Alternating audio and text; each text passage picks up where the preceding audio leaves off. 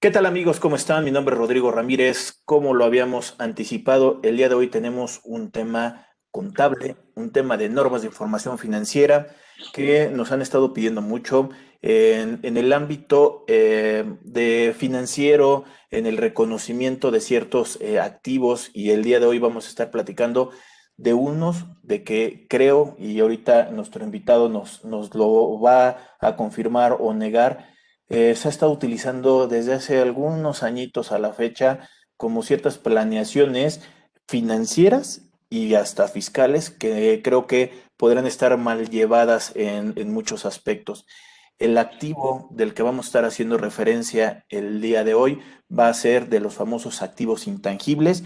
Vamos a estarlos entendiendo, vamos a estar viendo también su reconocimiento, por ahí algo de su evaluación, su presentación, en dónde va a quedar dentro de los estados financieros y vamos a estar platicando de los activos intangibles. Para esto, y como he tratado de hacer, estoy trayendo gente que sabe del tema, especialista, experta, que tiene muchos años de trayectoria y el día de hoy nos acompaña el contador público certificado José Fran González, gran amigo que lo he encontrado en el transcurso de también de las pláticas que yo doy. Hemos por ahí compaginado también algunos clases o cursos a través de su capacitadora que tiene de Mefintax y creo que el día de hoy para hablar de no hay más que él para poderlo dar. También como un antecedente, él formó parte de la comisión emisora del CINIF. También durante algún tiempo estuvo ahí dentro del CINIF con la emisión de las normas y por eso el día de hoy me estoy acercando con mi gran amigo Frank. ¿Qué tal, Frank? ¿Cómo estás? Rodrigo, muchísimas gracias. Primero que nada, pues gracias por la invitación a formar parte de este proyecto, gran proyecto, justamente enfocado a la difusión del conocimiento y la experiencia técnica. Es para mí un honor, un gusto el estar el día de hoy contigo. Y bueno, pues agradecido nuevamente. Espero que tú también estés muy bien pues a tus órdenes para platicar sobre este tema que, como lo has comentado, es un tema que ha tenido, pues un tema álgido, podríamos decir, desde un enfoque fiscal financiero, pero que sin duda, para mí, como siempre les digo, es muy claro en su conceptualización y bueno, ya lo iremos platicando. Muchísimas gracias por la invitación, Rodrigo. No, a ti por aceptarnos esta charla y platicarlo con la gente que nos está viendo. Y sí, creo que por lo menos la norma es clara. Si bien trae su cierta diferencia con norma internacional y lo estaremos platicando, creo que no es el sentido de lo que se ha estado utilizando con este tipo de activos intangibles a últimas fechas. Pues ahora sí que empezamos. No sé si nos puedas decir por ahí un antecedente de esto, que es un activo intangible. Claro que sí. Bueno, tal vez me voy a regresar un poco. Recordemos que cuando hablamos de activos intangibles, es un tema que ha venido discutiéndose a nivel internacional. De hecho, en México se tuvo una adecuación precisamente a la norma, ¿no? El famoso boletín C8 que venía desde el 2003, ¿no? Y que de alguna manera, pues, tuvo que ser adecuado precisamente por esos trabajos que Estados Unidos y el organismo internacional, el IASB, venían realizando justamente para hacer algunas precisiones. La realidad es que cuando hablábamos de activos intangibles, pues hablábamos de todo aquello que de alguna manera era un recurso que la entidad tenía para su venta, ¿no? O perdón, para su generación de beneficios económicos futuros. Y de alguna manera, cuando obviamente se hablaba del concepto intangible, pues es porque no existía o no tenía un bien corpóreo como tal. Y al final, pues esto daba lugar, sobre todo, por ejemplo, cuando hablamos de las adquisiciones de negocios, la famosa existencia del crédito mercantil, ¿no? Entonces decían, bueno, pues a ver, identifiquemos lo que estamos comprando, démosle un valor y todo aquello que no podamos identificar, pues simplemente llamémosle crédito mercantil y se acabó el punto. Sin embargo, es donde vienen precisamente los cambios, ¿no? El decir, a ver, tenemos que partir de la base de que el activo intangible sí efectivamente es algo que carece de sustancia física, es algo que va a generar beneficios económicos en el futuro, pero precisamente con la modificación a una NIF, o en este caso de pasar de un boletín a una NIF, es darle ese peso al marco conceptual normativo. Y recordemos que dentro del marco conceptual, en la serie NIFA 5, se define precisamente lo que es un activo. Y debemos de empezar por ahí, ¿no? Si hablamos de activos intangibles, pues entendamos primero, recordemos que es un activo. Al hablar de activos, debemos recordar que un activo pues, es un recurso que es controlado por la entidad. Esto significa que es la entidad la que de alguna manera define o delimita el acceso a los beneficios de ese activo, ya sea porque contractualmente tenga los beneficios. Entonces, ya sea porque de alguna manera él es el que decide qué o cómo debe actuarse ante determinadas condiciones sobre ese activo, pero de alguna manera eso se refiere con control, ¿no? Es un recurso identificado porque está claramente señalado, está claramente señalada y en términos de la norma, al hablar de un activo intangible, es identificable cuando o es separable, ¿no? Y la separación significa que pueda venderse, que pueda intercambiarse, que pueda transferirse, licenciarse, rentarse, etcétera, ya sea de una manera independiente o bien dentro de un conjunto de activos, ¿no? Como sería precisamente en el proceso de una adquisición de negocios. Y que de alguna manera también, como ya lo dije, aquí este es un elemento clave que surge de derechos contractuales o legales, ¿no? Que por ahí se habla. Al final del camino, eso tiene que ver con el segundo elemento de la definición de activo, la identificabilidad. Ahora, el otro elemento es la cuantificación, y aquí es donde entramos precisamente, empiezan un poco estos temas que yo le llamo en la práctica esotéricos, ¿no? Porque hablamos de la cuantificación. Y cuando hablamos de la cuantificación, evidentemente tiene que ver con una cuantificación conforme a la normatividad financiera, ¿no? Y esa cuantificación, primero que nada, debe ser confiable, de ahí que nos tenemos que basar en el concepto de razonabilidad o el concepto de valor razonable y que ahorita voy a comentar un poquito más, pero que precisamente es como que el punto de partida, ¿no? Y desde luego, otro elemento clave de la definición y que precisamente se vuelve a retomar en esto, dentro de la definición de activo intangible, ya lo dije, es que tengan la capacidad de generar beneficios económicos futuros, ¿no? De una manera fundada, es decir, una bandera de que sean probables la generación de los beneficios futuros. Recordemos los escenarios de incertidumbre en materia financiera, el probable, lo posible y lo remoto, donde lo probable es lo que voy a poder registrar, lo posible solamente lo voy a revelar y lo remoto se va a ignorar, ¿no? Entonces, ese es un elemento importante. Y aquí es donde llegamos al quinto elemento de la definición de activos, que no se puntualiza en la definición per se de activos intangibles de la norma, pero que al ser activo debe existir en todo momento. Y es el famoso concepto de operación pasada. Es decir, en materia financiera, y como yo siempre lo digo, esa teoría de la generación espontánea no existe. O sea, al final no puedo simplemente decir, ¡pum!, de repente nació ahí un activo que se llama mi marca, ¿no? Oye, es que mi marca tiene un gran valor, ya fui con un valuador.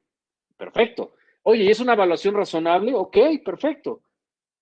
Pagaste por ese valor y es ahí donde viene el punto importante, entender la operación. Y entonces cuando hablamos de operación, pues debemos recordar, es una transacción, una transformación interna que solo sucede en el proceso productivo, ¿no? O bien que deriva de otros eventos económicos que no aplica en este caso. Entonces tenemos que quedar desde lo primero, que es que debe haber una transacción. Y justamente ahí, pues es donde viene la respuesta a una pregunta que me hacen cotidianamente, ¿no? Oye, ¿puedo, de esa marca que he venido desarrollando a lo largo del tiempo, que está identificada, porque yo tengo el derecho de uso de la marca, o sea, contractualmente, yo tengo, aquí está, mira mi registro ante el INPI a mi nombre. Ok, perfecto, pero hay un elemento importante, efectivamente, controlas esa marca. El otro punto que te ponen en la mesa es, hay una evaluación técnica, es una evaluación que está técnicamente sustentada, en donde a través de la determinación de los flujos de efectivo esperados, descontados a valor presente, con una tasa apropiada de descuento, determino el valor. Claro, hay todo un sustento detrás. Dicen, perfecto, es razonable el valor. Pero cuando les digo, oye, ¿y cuánto pagaste por ello? Bueno, no, es que eso fue fruto del trabajo que hemos venido desarrollando a lo largo del tiempo, pues es cuando les digo, ok, nada más no olvidemos que la información, la normatividad financiera reconoce las ganancias a la salida, no en el momento o no a la entrada cuando no ha habido una transacción de por medio. Es decir, debe haber ese efecto de transaccionalidad. Y entonces ahí cuando dicen, oye, me estás diciendo entonces que mi marca, que es el valor más importante dentro de mi empresa, ¿no la puedo registrar en la contabilidad? La respuesta es no, a menos que en determinado momento esa marca la hayas comprado, como sucede con empresas cuando llegan a comprar una franquicia, por ejemplo, ¿no? O tal cual, compran las marcas con motivo de una adquisición de negocios y que precisamente esa transacción es la que le da validez a ese activo. Entonces, digamos que resumiendo lo que acabo de comentar y atendiendo a lo que la norma establece, pues los elementos clave para entender si hay o no un intangible que sea, ya sea adquirido, porque también puede haber activos generados internamente, que ahorita explico, porque a veces se confunde con el tema de las marcas. Es que la marca fue algo que fue fruto del trabajo de la organización interna. Ojo, no se refiere a eso, sino que finalmente se refiere a activos que, como ya lo dije, son identificables, carecen de esa esencia física y que generan beneficios económicos futuros. Y sin olvidar lo que ya la definición de activo establece en primer punto, que exista control sobre los beneficios que se obtienen, ¿no? Entonces, este es vamos, solamente para ir aterrizando, ¿no? A ver, Frank, un poquito para hacer un poquito de lo que acabo de decir, a ver si lo estoy entendiendo bien.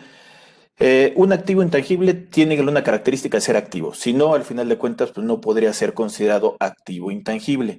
Dentro de la definición que podemos encontrar en el A5 y en la misma definición que me establece el C8 de estos activos, debe de cubrir unas características que en temas globalizados podría decir es un recurso controlado, es de operaciones pasados o de eventos pasados, identificable, cuantificable y el más importante, en mi opinión, y creo que también lo estaba diciendo, que genere beneficios económicos futuros.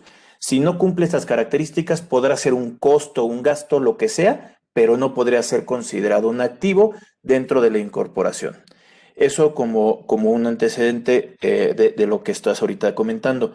Pero ahí también me ha pasado en las revisiones que he hecho en cuestiones de empresas y dentro también del peloteo que puedes tener con algunos contadores, traen unos activos todavía de antaño denominados a lo que serían activos diferidos, que esto pues ya no es algo que estuviéramos hablando el día de hoy. Estamos hablando que son activos intangibles por la identificación y claramente creo que lo dijiste o lo puntualizaste hace ratito. El reconocimiento de otros intangibles como gastos de constitución de sociedad, que esto realmente no existe un beneficio económico futuro. Eso debería estar incorporando en la cuestión de gastos o como le establecería tal vez la norma el C11, hasta depurarlo de las aportaciones de los socios, porque es lo que le estás dando a la cuestión de las acciones. Y están mal y todavía lo siguen amortizando estos tipos de conceptos. Entonces, no sé si concuerdas conmigo en esos aspectos, pero creo que está medio complicado a veces estos de intangibilidad y cómo poderlo explicar. Y la otra, el reconocimiento de la marca. Dicen, es que lo tengo que reconocer, ahorita lo estaremos platicando, pero por lo menos yo diría, si te costó el INPI, pues bueno, serán 2,000 pesos y es lo único valor que pudieras tener. Claro, aunque, y justamente creo que tocas un elemento importante. Al final, puedes hablar precisamente de que pagaste 2,000 pesos. Sin embargo, recordemos que justo uno de los elementos importantes es que exista la capacidad de recuperación de esa inversión. Esto, siempre que hablo de activos, les digo que es similar a cuando hablamos, por ejemplo, de proyectos de inversión, ¿no? Entonces, aquí el punto importante es, porque realmente es un proyecto de inversión, oye, eso que invertiste, tienes la expectativa de que realmente lo vas a recuperar a través de la generación de beneficios. Esa es precisamente la razón por la cual el decir, oye, pagué esos 2,000 pesos, es que es el registro de mi marca, una marca que voy a hacer grande como ninguna habías visto en este mundo, ¿no? Está bien. Eso, y al final, inclusive siempre les digo, ¿no? O sea, no, porque me dicen, oye, no seas así, no me digas que mi marca no va a ser exitosa. A ver, no es, te estoy diciendo que no vaya a ser exitosa, simplemente lo que te estoy diciendo que en este momento la probabilidad de generación de beneficios económicos no es clara porque así finalmente tiene que serlo para efectos de la adecuada evaluación, ¿no? Y al no ser clara, no tienes la posibilidad de generar el beneficio. Oye, pero si después de X tiempo empiezo a ver que realmente se generan los beneficios, bueno, ahí aplica, como diría el célebre filósofo José José, ya lo pasado, pasado, y en su momento no hubo esa razonabilidad, en su momento fue el gasto, y así se quedará por el resto de los días. Oye, pero es que mi empresa puede valer mucho. Cuando te paguen por ese valor de la empresa porque decides venderlo, será en este momento cuando vas a reconocer la ganancia asociada precisamente a ese intangible, ¿no?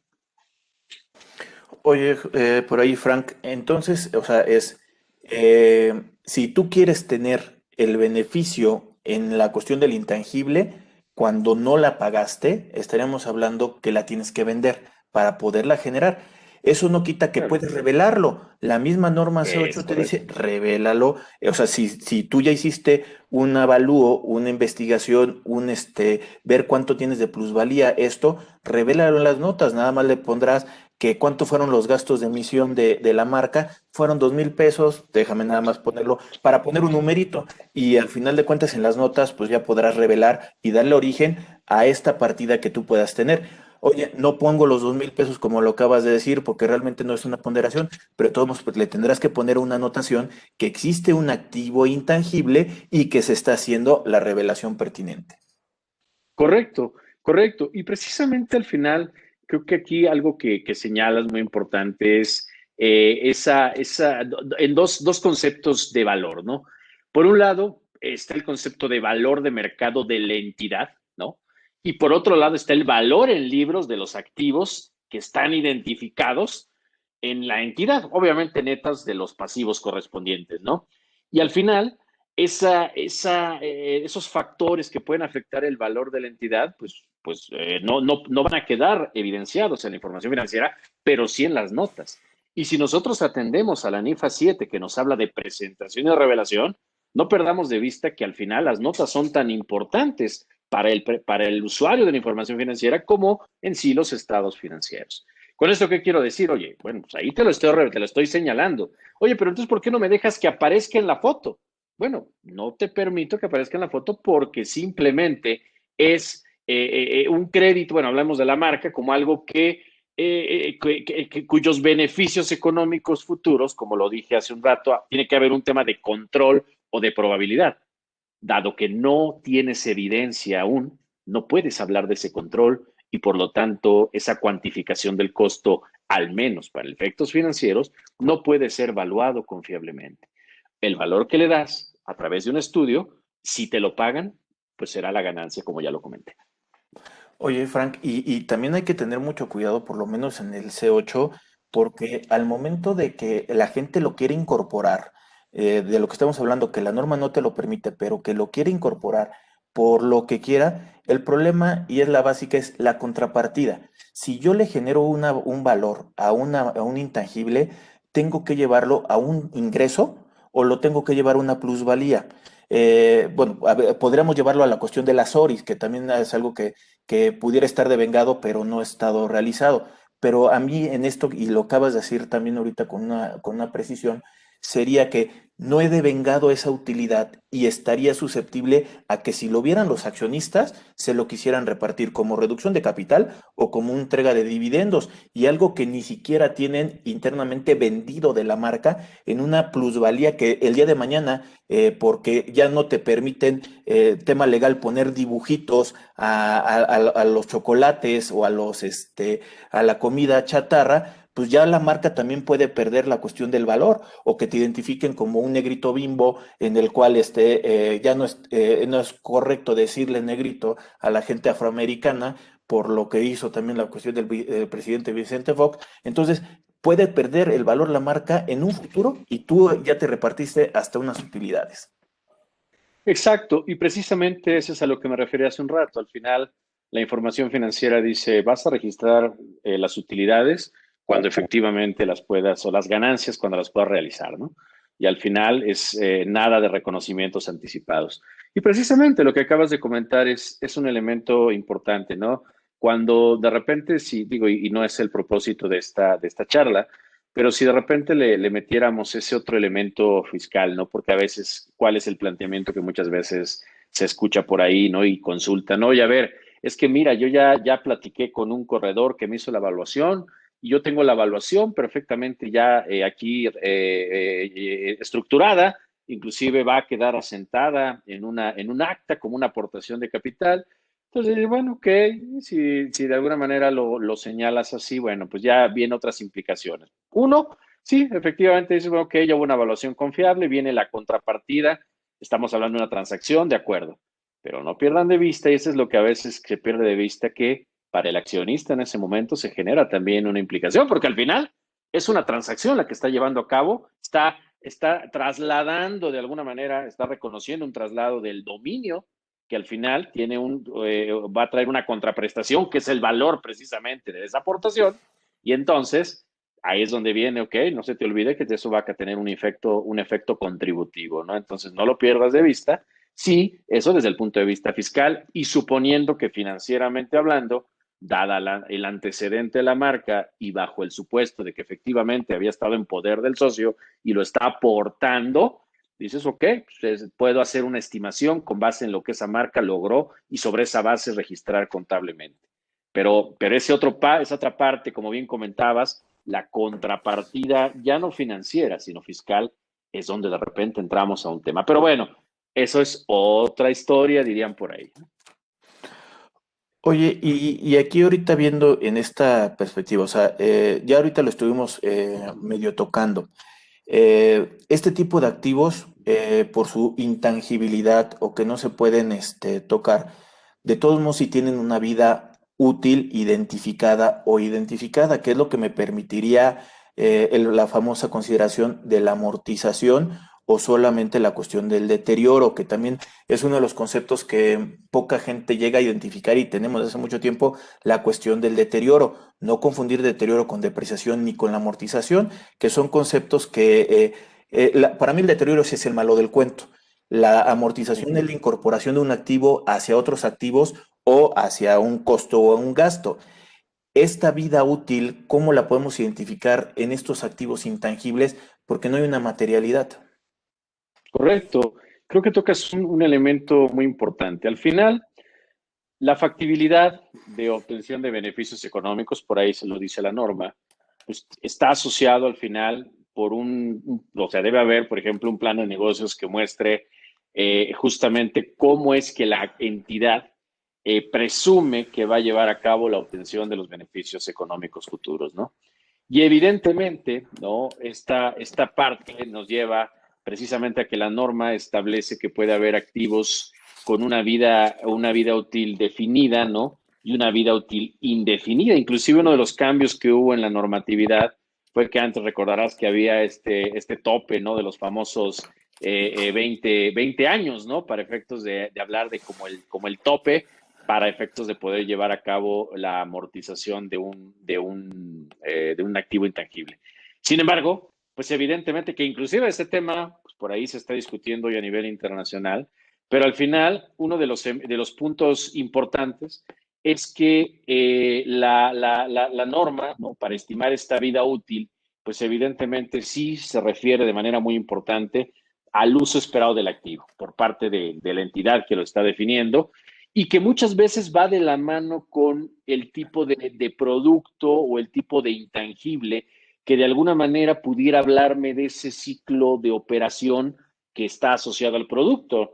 ¿A qué me refiero? No? Bueno, si, evidentemente, si hablamos a lo mejor de un software o de un desarrollo de un sistema, pues finalmente hay un tema de obsolescencia tecnológica que hoy, pues más que nunca, nos llevaría a pensar que si alguien dice, bueno, es que lo voy a llevar a una amortización a lo largo de 10 años, pues evidentemente diríamos, oye, pues no, este sistema no puede durar como tal, precisamente por el avance tecnológico. Entonces ahí es donde tiene que haber siempre una referencia, llámale información pública que esté disponible, llámale ese análisis técnico que de alguna manera te permita identificar esa vida.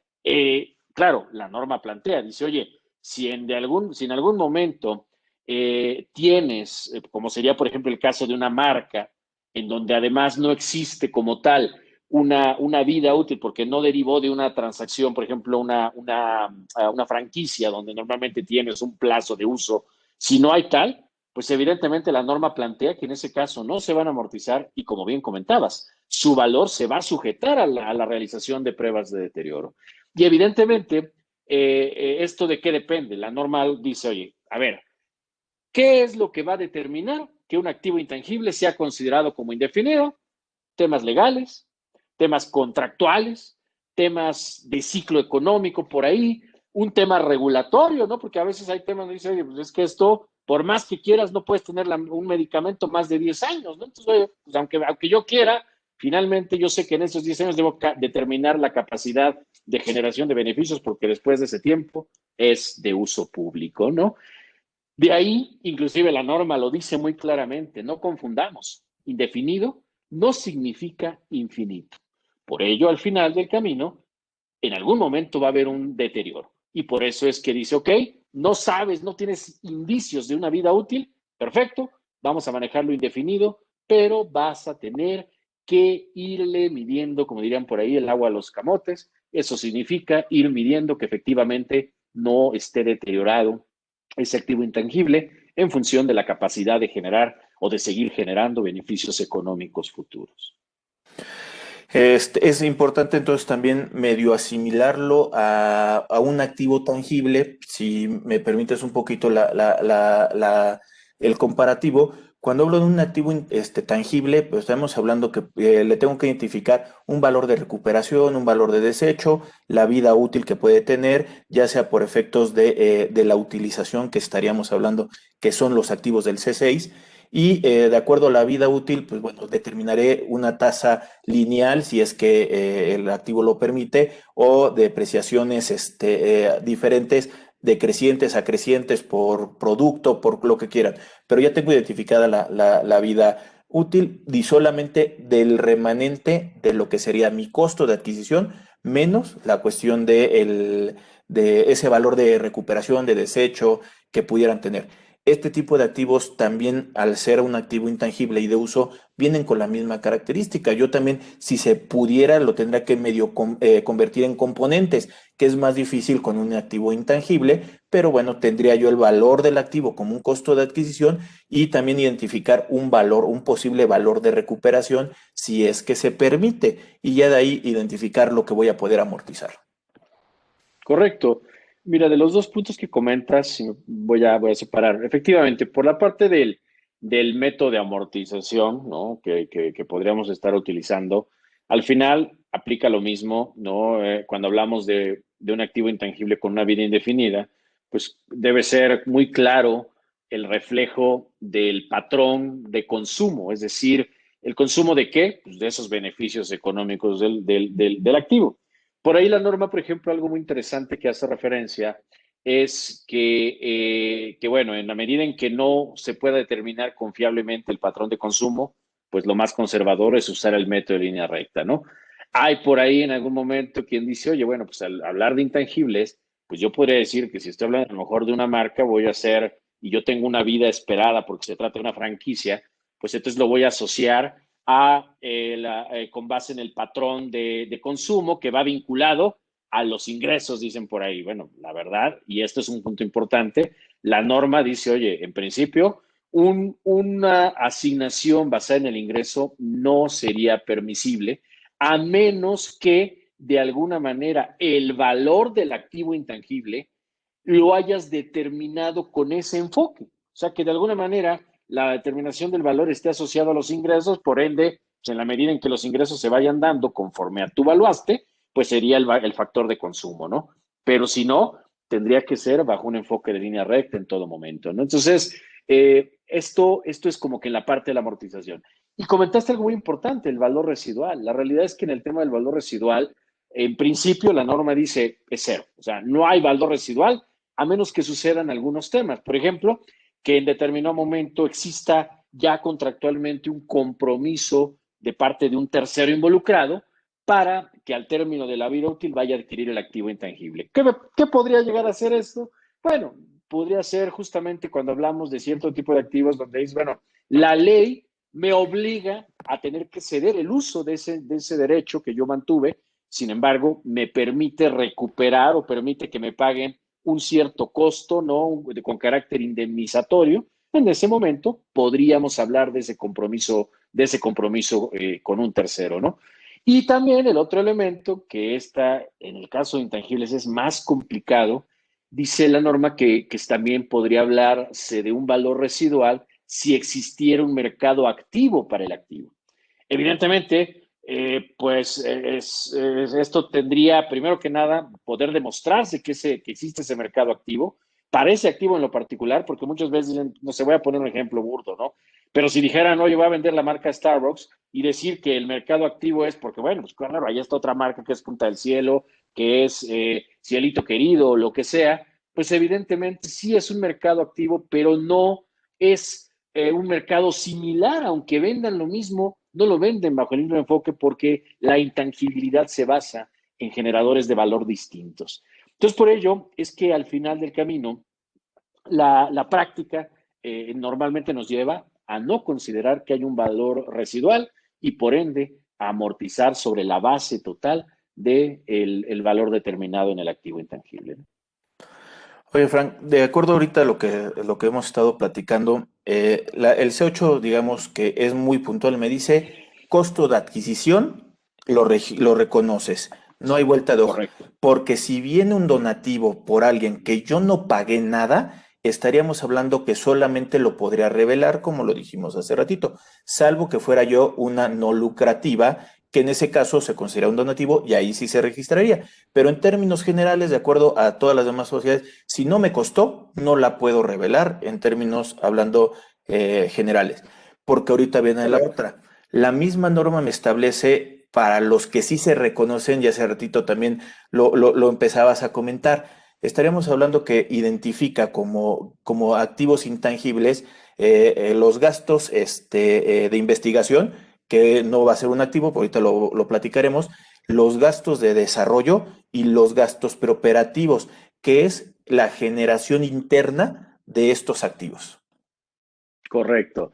Fíjate, tocaste un tema interesante y justamente hoy un cliente por ahí me escribió un correo preguntándome, oye, ¿cómo se le llama a estos? O sea, ¿en dónde puedo encontrar la regulación de estas erogaciones que se hacen cuando una empresa está iniciando, todavía no genera ingresos, se está acomodando, etcétera?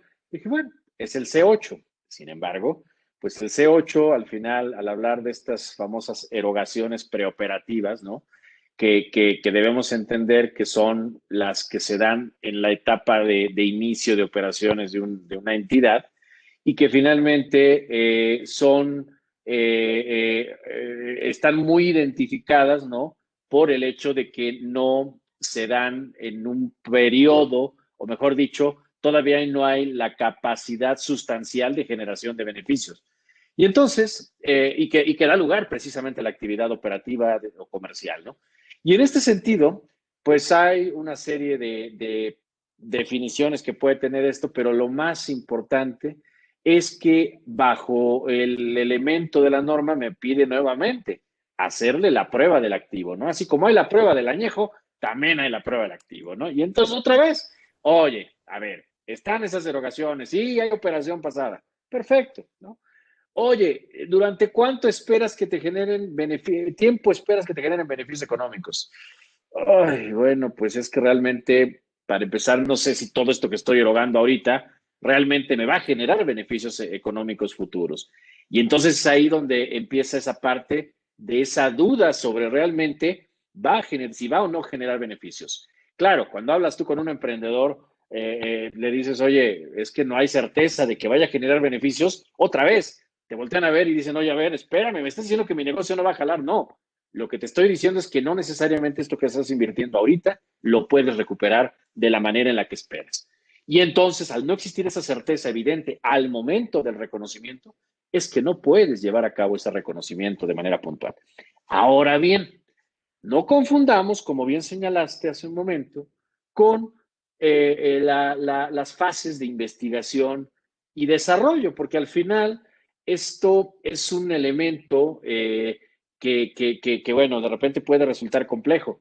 Pero la norma también tiene una salida muy salomónica y dice, oye, si no puedes identificar las fases, ahorita voy a plantear algunas de los puntos clave para identificarlas, pero si no se pueden identificar, de una vez lo digo, lo vas a tratar como fase de investigación y todo lo que está en la fase de investigación se va directamente a resultados. Por ello es que normalmente los gastos preoperativos tienen este tratamiento, porque no puedo identificar. Oye, ¿y más o menos qué tipo de actividades caen aquí? Bueno, pues obviamente todo lo que va vinculado a ese proceso constitutivo, a ese proceso de obtención, dice por ahí la norma de conocimientos, la identificación de alternativas para hacer algo mejor. Ahorita, por ejemplo, lo que se está viviendo con la vacuna del COVID, ¿no? Creo que es algo muy claro. Oye, pues todo lo que ha tenido que haber de análisis, de evaluación, de formulación, de evaluación de opciones, de alternativas, las pruebas, pues al principio todo eso no había certeza de que genera beneficios económicos futuros y se fue al gasto, ¿no? Oye, pero son cantidades impresionantes, desde luego que sí, pero evidentemente no había la expectativa de generación de beneficios. Ahora sí, en el momento en el que ya tengo de alguna manera indicios, ¿no? De que técnicamente es factible producir el activo, porque ahora sí ya hay certeza de que da respuesta a una necesidad de salud que se tiene, de que ya de alguna manera no basta con que exista, sino que también pueda y tenga la intención de poderlo vender, porque por ahí hemos escuchado de repente, ya está la vacuna, pero ¿sabes qué? Hay restricciones gubernamentales para poder echar a andar esta vacuna o para poder esta fórmula echarla a andar, pues entonces, si no se define eso, probablemente podríamos seguir estando en la fase de investigación, porque todavía no se tiene claridad sobre esa expectativa, ¿no? Entonces, esta es la gran diferencia entre una fase de investigación y la fase de desarrollo, que en la fase de investigación tengo todavía incertidumbre sobre qué sucederá.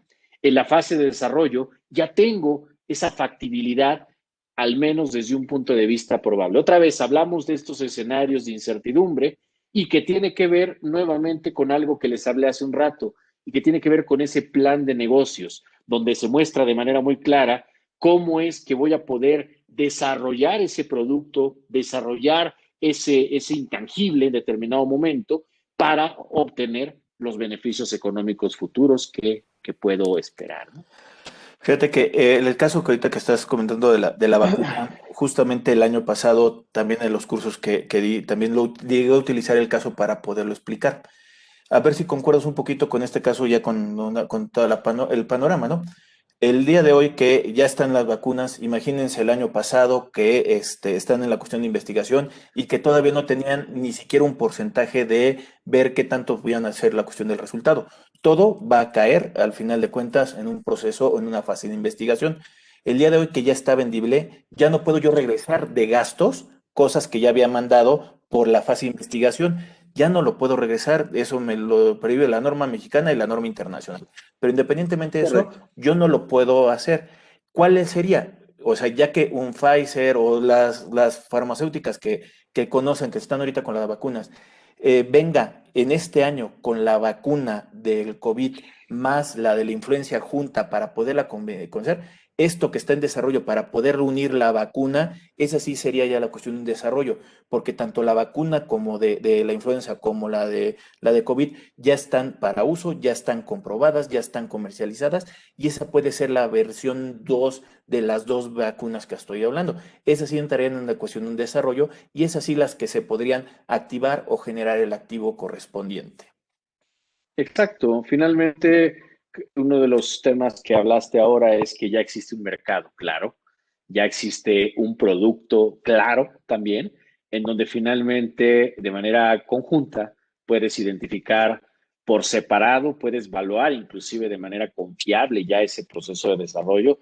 Y otra vez, no quiere decir que, como ha sucedido con otros medicamentos, que a lo mejor lleguemos al mes de junio y de repente uno de esos medicamentos digan, digo yo, ojalá y toco madera, desde luego, porque estamos hablando de un tema muy delicado ahora, pero que en algún momento dijeron, oye, ¿qué crees que esa vacuna que pues se lanzó? Pues no, resulta que ya empezó a generar efectos secundarios. Entonces, pues, en ese momento, ahí es donde viene el otro concepto del que hablamos y tendría que ver con el tema del deterioro, ¿no? O sea, simplemente en ese momento, si ya las circunstancias médicas llevan a que la capacidad de generación de beneficios no se va a dar, tendría que haber un deterioro de ese activo. Y bueno, pero es diferente a hablar de un no reconocimiento del intangible, porque en su momento y de acorde con un plan de negocios definido, existía evidencia de la obtención de esos beneficios económicos futuros. Ahora, lo que sí podría entrar como una fase directamente de desarrollo, si concordamos ahí, es yo hago un software y yo sé que lo voy a usar. Independientemente lo pueda comercializar o no, pero yo sé que lo voy a usar. ¿Qué entraría en ese intangible? La mano de obra, que serían los ingenieros, la luz, las computadoras, todo esto, aunque no lo voy a vender, lo voy a desarrollar internamente y lo voy a utilizar y que tal vez la competencia se pueda acercar conmigo para darle alguna licencia de lo que voy a desarrollar. Eso sí sería una cuestión de una fase de desarrollo identificada y esa ¿qué es lo que voy a considerar? Hace ratito también lo platicamos, solamente el costo de adquisición y el costo de adquisición es lo que tengo de mano de obra, las computadoras, la luz, todo lo que estoy haciendo para poder sacar este intangible. Pero nada más cuidado porque Correcto. también hace ratito le estabas diciendo, lamentablemente también tenemos mucha contabilidad fiscal y antes era mándalo todo a resultados, gastos, gastos, gastos deducibles, deducibles.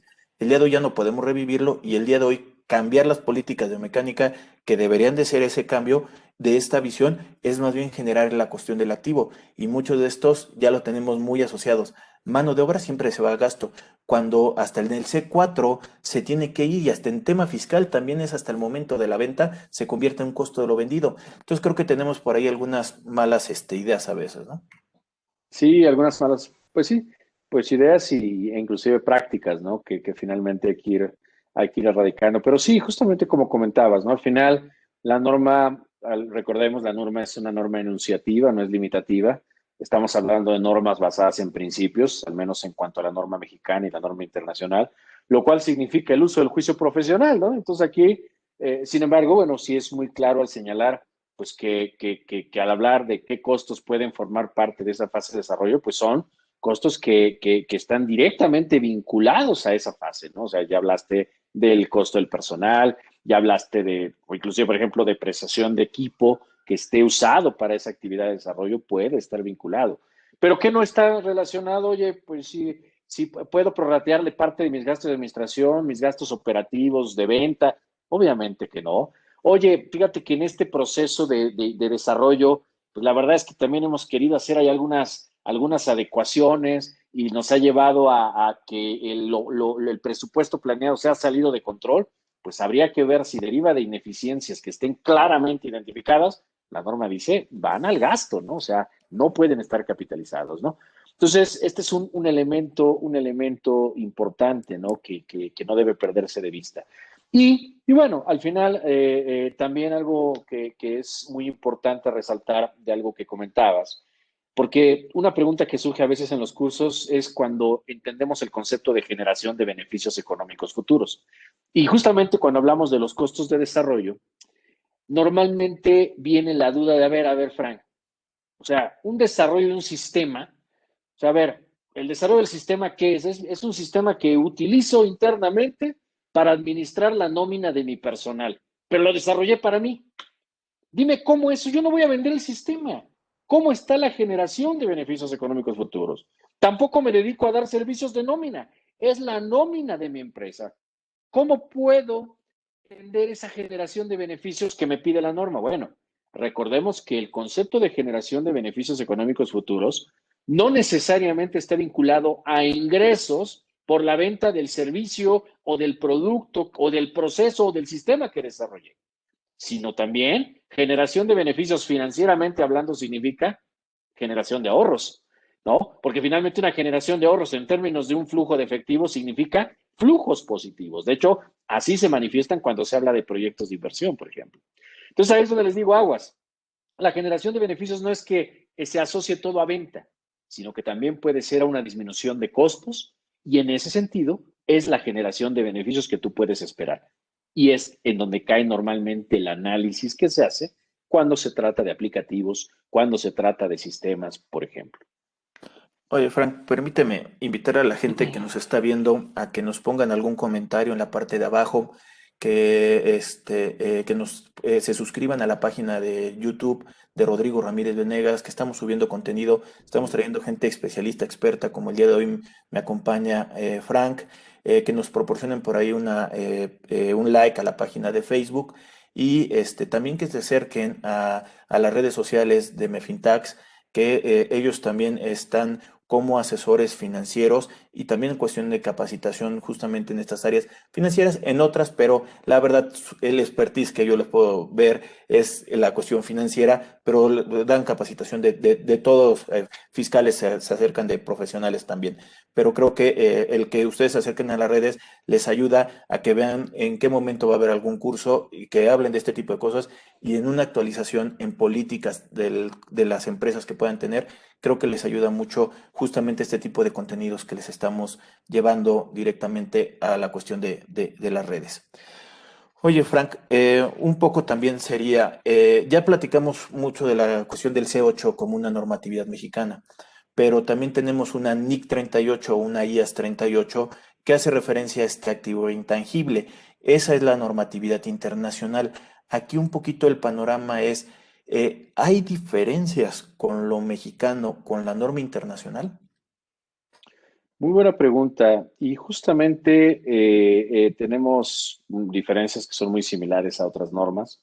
Realmente recordemos que desde el punto de vista de la normatividad internacional, pues existen los dos modelos, ¿no? El modelo de costo y el modelo de revaluación. Inclusive la NIF C8, ¿no? Al hablar inclusive este es un tema que se ha discutido mucho en el CINIF, de si realmente representa una diferencia el hecho de que solo permitas una de las opciones que la normatividad internacional maneja. Es decir, México o el CINIF dice, oye, si conservadoramente nosotros únicamente permitimos la utilización del valor nominal, ¿no? O del costo de adquisición como la opción de evaluación, pues el hecho de que no consideremos el valor razonable, perdón, el valor razonable, sí, la revaluación, mejor dicho, pues no debería de ser una diferencia, ¿no? También por ahí, por ejemplo, la NIC 38 permite que se haga una evaluación razonable cuando se trata de concesiones, ¿no? Y te dice, oye, puedes evaluarlo a ese valor razonable o al monto nominal. Evidentemente, si el monto nominal es cero, porque te dieron, no quiero usar la palabra regalar, pero bueno, pues dices, ¿sabes qué? No pagas nada, pero desarrollate la concesión. Y entonces, en función de los beneficios económicos futuros que esperas por la concesión de este tramo carretero, pues te permito que reconozcas hoy todo eso como el valor razonable. La realidad es que la NIF mexicana dice, las concesiones sin costo se van a registrar, no se van a registrar, perdón, y solamente se van a sujetar a revelaciones, ¿no? Entonces, esto otra vez lo vincula con este elemento que les hablé yo de la NIFA 5, que es el que derive de operaciones ocurridas en el pasado. Y al final de cuentas, pues bueno, es una diferencia, repito, que el CINIF dice, bueno, en principio pudiéramos decir que no hay diferencia porque estamos siguiendo unas de las dos opciones que plantea la norma internacional, ¿no? Y entonces, pues bueno, es lo que les podría decir que de alguna forma representa esta variante. Y, y bueno, evidentemente, ahorita hay un trabajo que se está llevando a cabo a nivel internacional relacionado con el tema del crédito mercantil. No recordemos que en este sentido, el tema del crédito mercantil ha venido afinándose, porque antes le llamamos crédito mercantil a toda esa diferencia entre lo que pagaban respecto al valor razonable. Pero pues simplemente, pues en algún momento alguien se preguntó y dijo, oye, a ver, pues, ¿por qué estás dispuesto a pagar más de lo que valen? O sea, hay algo ahí. Bueno, sí, mira, yo hice un análisis y encontré unas marcas ahí. Bueno, dales un valor a unas marcas, identifícalas. Oye, fíjate que encontramos que trae un sistema ahí interesante, interno, desarrollado internamente, que no estaba en su contabilidad, pero que representa una generación interesante de beneficios a futuro. Caray, pues entonces dale un valor, valúalo y sepáralo. De tal manera que el concepto del crédito mercantil cada vez ha sido minimizado o disminuido a un valor no tendiente a cero, porque siempre, inclusive yo digo de broma, no, les digo, bueno, ya al final hay un monto ahí que te dicen, mira, ¿sabes qué? Ese, págamelo porque representa los 5 divorcios que me ocasionó esta empresa, ¿no? Está bien, vale, te lo pago. Y eso sí, pues se entiende que estoy dispuesto a pagarlo porque yo estoy convencido de que esa empresa tiene una capacidad de generación de beneficios económicos que va a permitirme recuperar la inversión. Pero esto, repito, si desde el punto de vista de la norma pudiera dar lugar a esquemas de revaluación, justamente temas que México no reconoce por el propio modelo de costo que únicamente permiten.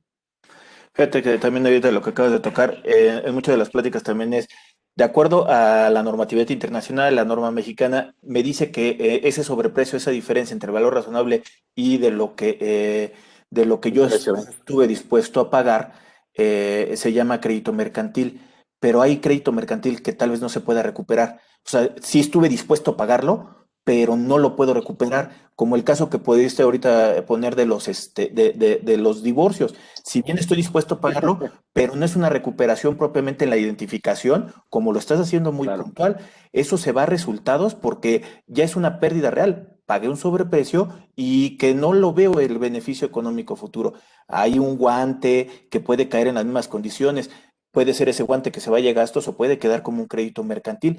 Creo que sí es muy importante con lo que estás haciendo en que el crédito mercantil se tiene que pormenorizar, ahora sí que llevarlo a identificación de lo más que se pueda, porque también cuando es una adquisición lo que me dice es, tú tienes que evaluar los activos, aunque no se reconozcan en en la subsidiaria, pero tú tienes que tenerlos un valor razonable para poder identificar qué es lo que estás comprando en realidad.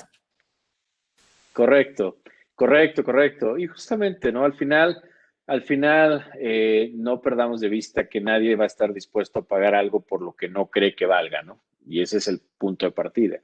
Y por ello es que al final, ya esto vinculándolo con la norma de adquisiciones de negocios, pues es realmente donde realmente hay un impacto significativo. Y es parte de lo que se está analizando. Por ahí, eso ha dado lugar a decir, oye, si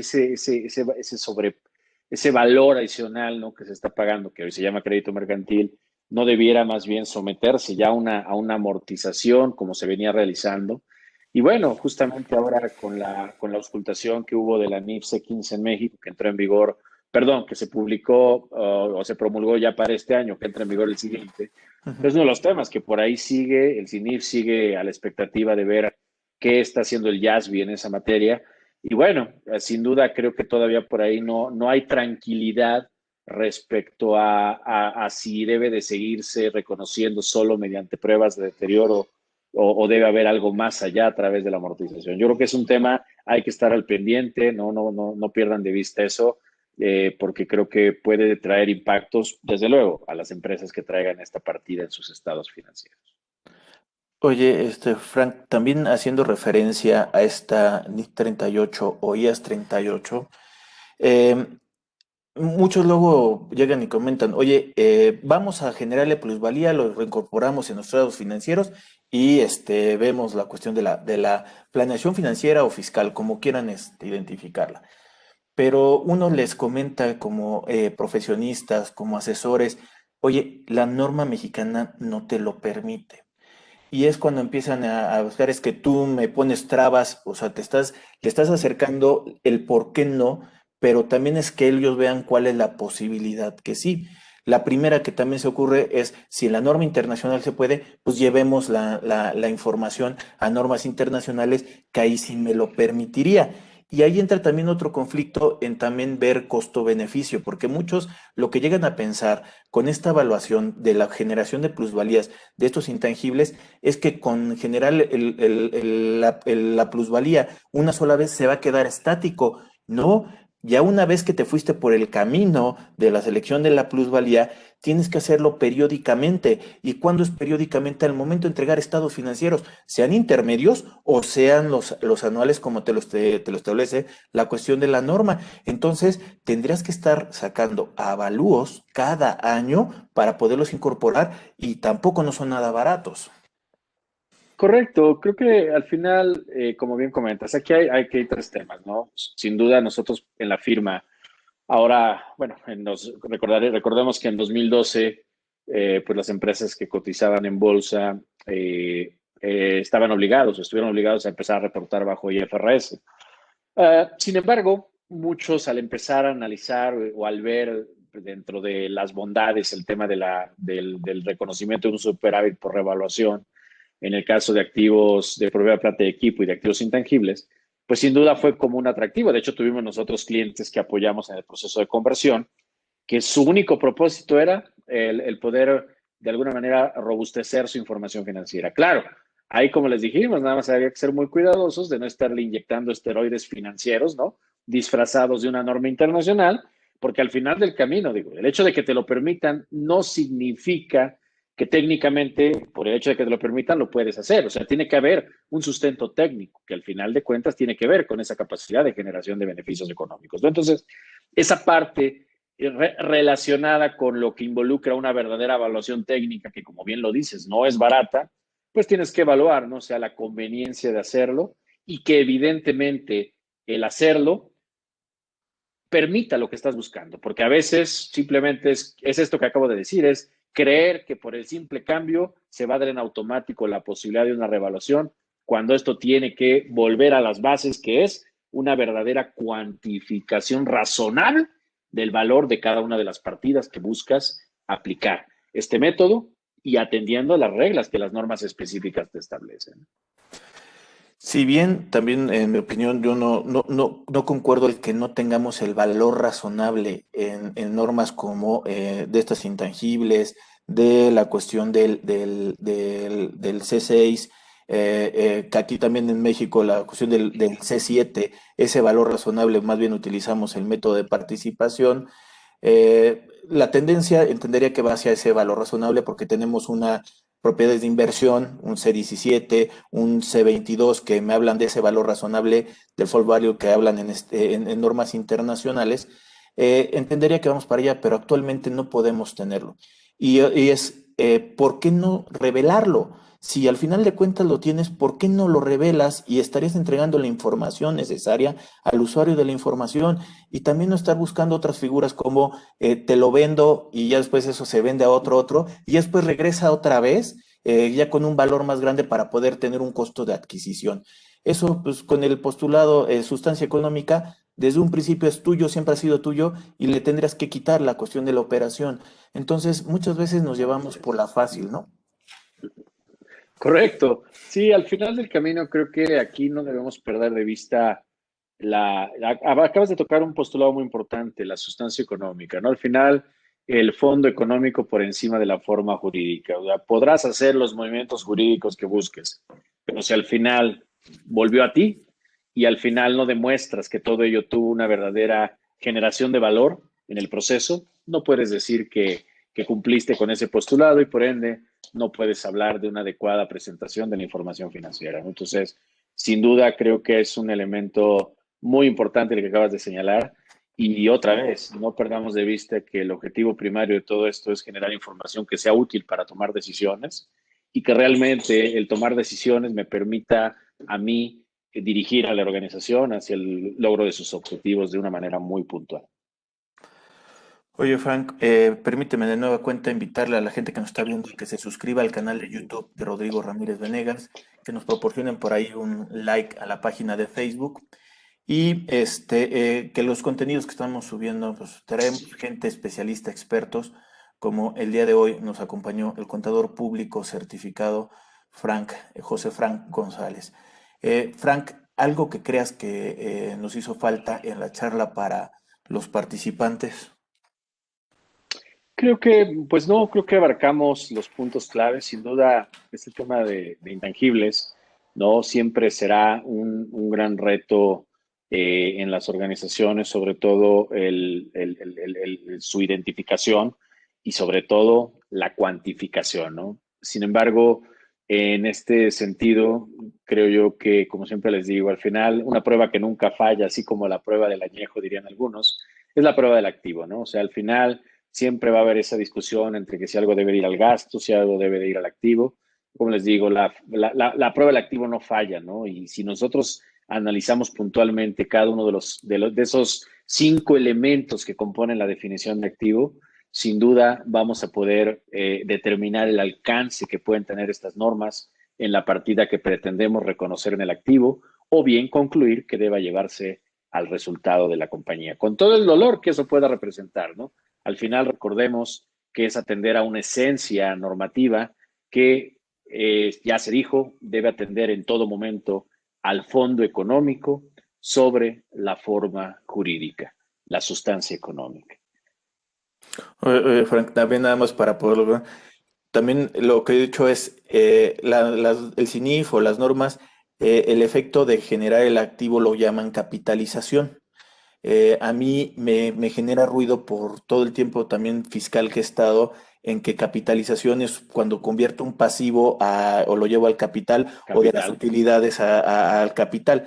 Entonces como que me ha generado la confusión. Entonces yo también lo que digo es, no sé, bueno, técnicamente sería capitalización, pero yo más bien coloquialmente lo digo que sería activar el verbo de la generación del activo, un poco para poderlo identificar, que es cuando realmente reconozco como un activo cumpliendo estas 5 características que dice la 5 por ahí en el párrafo 6 de la generación del activo y es cuando se podría activar en este caso un poquito utilizando los términos que para mí a veces son más entendibles y creo que puede llegar a la gente sin estar confundiendo algunos términos.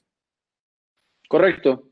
Inclusive son los términos que se utilizan precisamente en las traducciones oficiales, ¿no? Que España realiza de la norma internacional. Pero sí, es correcto y coincido con tu apreciación. Pues bueno, de nueva cuenta, Frank, pues muchas gracias por estar con nosotros el día de hoy. De nueva cuenta, yo de mi parte, yo ahorita te cedo la palabra, pues invitarlos que se suscriban ahí a las redes de Mefintax, que también están en todas, ¿no? Correcto.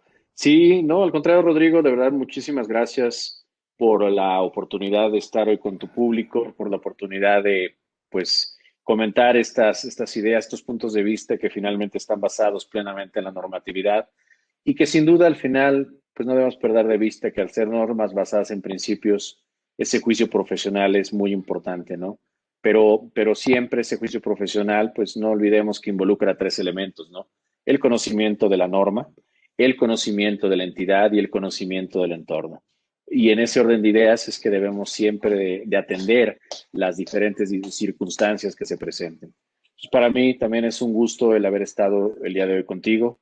Muchas gracias, invitarlos. Agradezco la referencia que haces a nuestras páginas de internet, que nos encuentran efectivamente en Facebook, en LinkedIn, en Instagram, en Twitter, en YouTube, nuestro canal también. Y desde luego invitarlos a los próximos cursos que tendremos también, que podrán encontrar precisamente en las redes. Tenemos por ahí nuestro seminario integral de normatividad financiera que inicia en el mes de marzo, perdón, el 2 de marzo, si mal no recuerdo. Bueno, pues donde tocamos estos temas de manera muy puntual y mucho más específica y sobre todo con la oportunidad de compartir experiencias con las personas que nos hacen favor de participar en ese proyecto. Pues sin Sí, más, Rodrigo, pues adelante, Rodrigo, gracias. no, a ti, Frank, muchas gracias. Y aparte los horarios, que también creo que también hay matutinos y en la tarde, para cualquier Correcto. cosa también los pudieran estar buscando y se acomodaran a las facilidades de los horarios que a veces también se nos complica en la mañana o la tarde, pero creo que vale la pena mucho este tipo de cómo se llegan por medio de la tecnología a los participantes. Pues de nuevo cuenta, Frank, muchas gracias. El respeto y admiración por todo el tiempo que te conozco y pues bueno, la trayectoria obviamente que tienes y la experiencia y que me he permitido también poderme acercar contigo para poder platicar este tema y aparte también para ver otros temas que tenemos por ahí. Sin duda, siempre es un gusto charlar contigo y desde luego estoy a tus órdenes para cualquier otro tema en el que consideres que sea conveniente platicar. Yo estoy a la orden, como siempre. Muchas gracias por el tiempo, muchas gracias por la oportunidad y un gusto nuevamente estar contigo. Bueno, pues estamos en contacto. Saludos. Bye. Cuídate mucho. Muchísimas gracias. Gracias, Rodrigo. Bye bye.